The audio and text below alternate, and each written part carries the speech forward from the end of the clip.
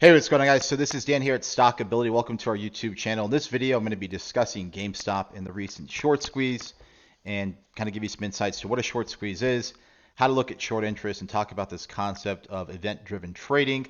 Then also kind of give you some insights to how out-of-the-money options cause situations like this. So that being said, before we start, this is for educational purposes only. I didn't have a position in this stock. In my 15 plus years of doing this, the last thing I saw of this kind of caliber was Amaranth Advisors. I think it was 2008 or 9. It was a natural gas hedge fund where a lot of hedge funds, other additional hedge funds, found out they were short a lot of natural gas contracts in the futures markets and the options markets, and they basically put a short squeeze on Amaranth Advisors, caused them to go out of business and lose a ton of money. So this is exactly the same situation. Wall Street bets, online trading, retail trading basically figured out how to engineer a short squeeze. I'm going to talk about that to you in this video. Then we're also going to follow it up with a blog post and some additional videos on short selling in the market. So this is actually GameStop. So GameStop, for those of you who don't know, they're a basically retailer of video consoles, video games, etc., in the marketplace. So in fact, I remember during Corona, the original lockdown, I wanted to go and buy an Xbox 360. I don't play video games, but there wasn't much to do, and so some friends who played were like, "Hey, you should get this. We can, let's just start gaming some more." So I remember trying to buy one. It was hard to find one in stock, and I actually looked at GameStop.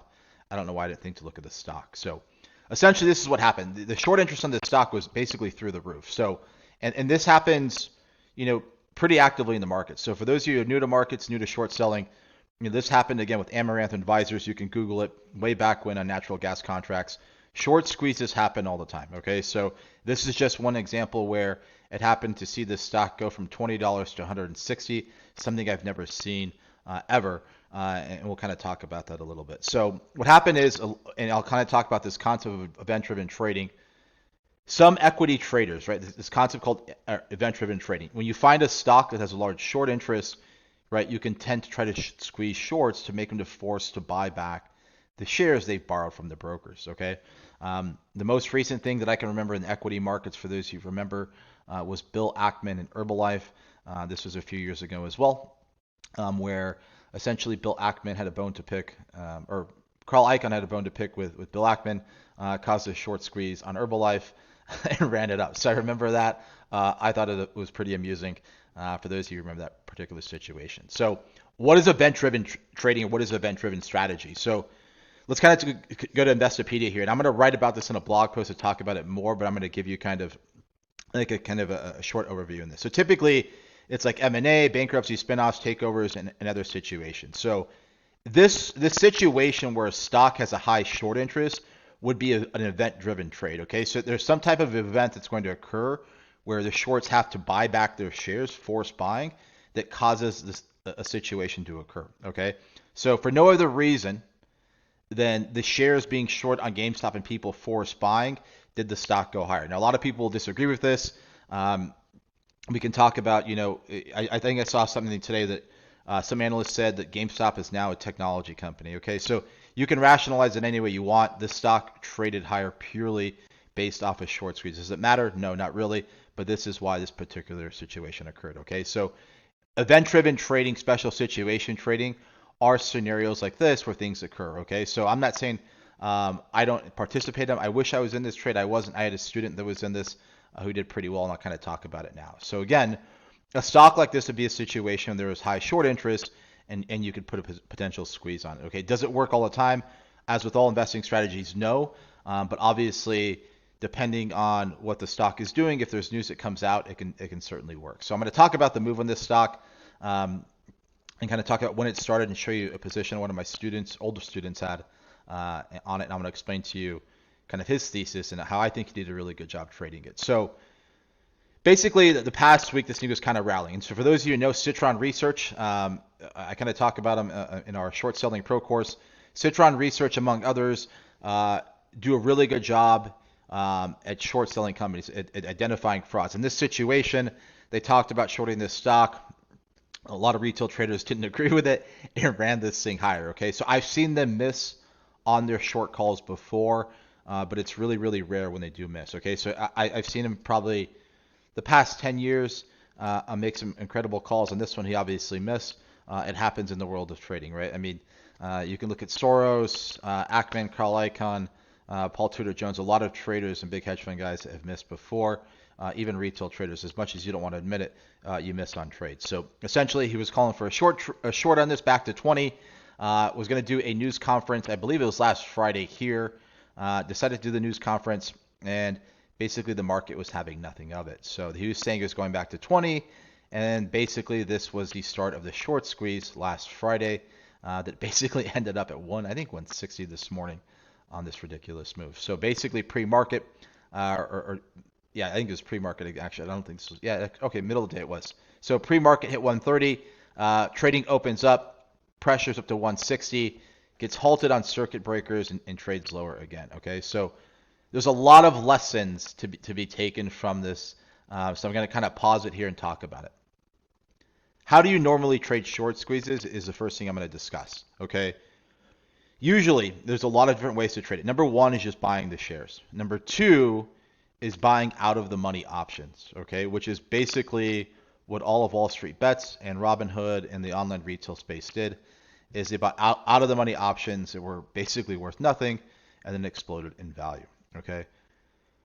In my past career, right, when I was trading in 2012, 13, a lot of what I did was short selling companies. One of the biggest shorts that I ever had professionally, and not my own personal, but in corporate life, was University of Phoenix. Okay. We shorted University of Phoenix 2011 and 12. The way we did it was in the money options that were leaps, and we shorted the actual shares. Okay. So I talk about this in our short selling pro course, how you can actually structure a trade. So what I thought was pretty smart is one of my students, he's not with us now, but he trades on his own. I taught him years ago, was actually long this move with leap options. Okay, so he had the foresight to see that, hey, GameStop had this short position in play.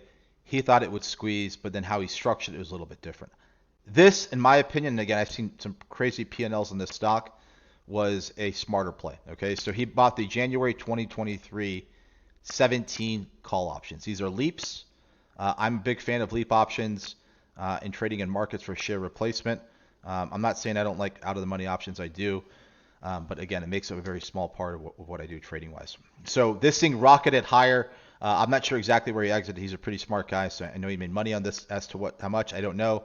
He just sent it to me this morning. So at one point, he was up about $34,000 on this position. Okay, so what are the benefits of using leaps? Okay, so if this short position took longer, or let's just say, for example, all the money that came into the company with this, the company could actually have a proper turnaround. He gave himself a chance to be right over the next year, 6, 8, 9, 10 months, or even the next 2 years, to maybe have this company go from, where it's at to maybe it goes to 150, 200, 300. Okay, so this is the way he kind of structured this particular trade. Number two on this, what's the biggest mistake? And I saw this on Nicola. And I saw this, me and Sam, my partner, we were doing a radio show back, I think August, when Nicola's stock was crashing. Okay, what's the biggest mistake you can make with this? Okay, and a lot of new or rookie traders will make this mistake. Whenever a stock rallies like this, right, the implied volatility spikes. And I'm going to show you right now what happens. Most people think you're just going to come in and buy puts and make money. Okay, so for example, if we look at GME, let's just look at the February's here, and hopefully this didn't halt again. Looks like it halted. Yeah, this halted again.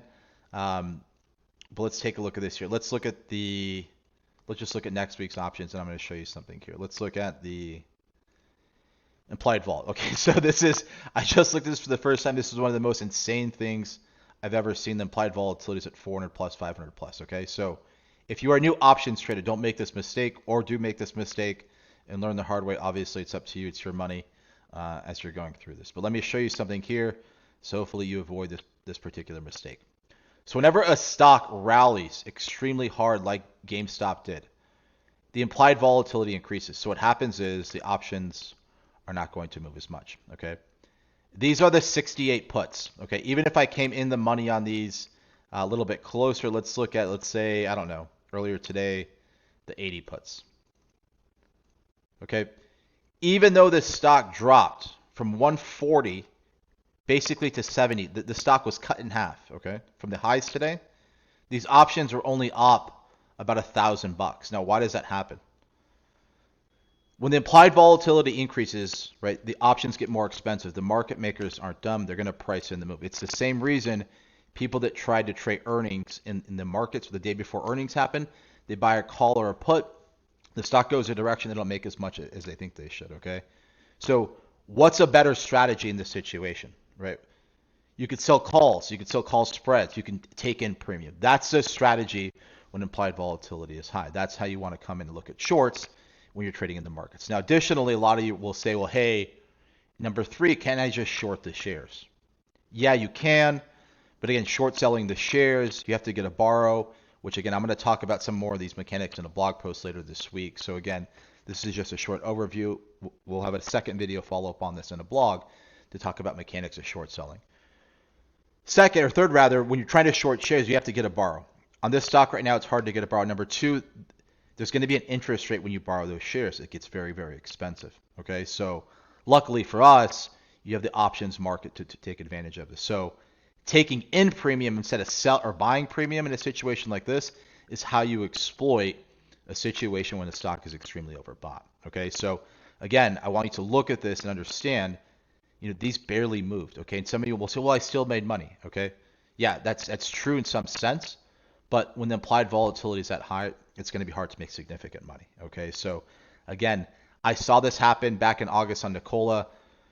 Somebody was on our weekly Take Stock radio show and said, hey, I'm just going to buy puts. Came back and said, hey, I barely made any money. Well, why? Because the options implied volatility already increased. Okay, so again, this trade is too crowded. The implied volatility increases.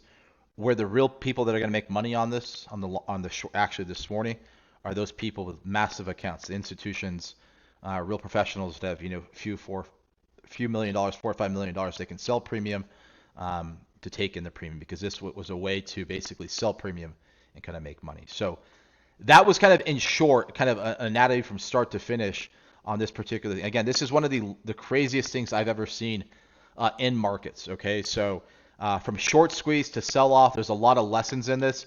I plan to do a second video once this calms down to basically break down a few things on the anatomy of how short selling actually works, to talk about some mechanics. Okay, so again, for those of you that are new to the markets watching this video, thanks for coming to our channel. If you want to learn more, I'm going to give you some information as well how to do this. But let me give you an additional tool. If you haven't done so already, go and read about Amaranth Advisors. It'll show you a little bit more about short selling. So we talk a lot about short selling in our Market Edge Strategies courses. I'll just talk about it here briefly. So our Market Edge Strategies, Short Selling Pro, again, one thing that I used to do in my career was short selling. It's been tough the past 6 years to be a short seller. I'm not saying I do it anymore. In fact, it's probably 5% of what I can do anymore, because the markets only go up, stocks only go up, right? So it's been kind of tough. So what we talk about in this course is the 3Fs, so fads, frauds, and failure. Okay, so this particular situation on Nikola is a stock that went too far too fast. So you can learn to short sell, but again, if you just bought directional puts on this at those highs today, you're not making any significant money. Number two, you weren't going to get a borrow on those shares because they were too expensive. And even if you got the borrow again, I don't know how many shares you would have got. So there are different ways to structure short sales in the markets. This is one of the best examples I've seen in recent times, so I wanted to make a video of it. So again, Short Selling Pro is one of our courses. It's a small 3-hour course, very, very simple. You can buy it on our website at stockability.com under the education tab here. Again, I'm going to be making a second video to follow up on this particular video to be discussing this and to go into some detail of how short selling works. So that being said, make sure to like and subscribe to our channel. We'll be back with another video later this week discussing the GameStop short.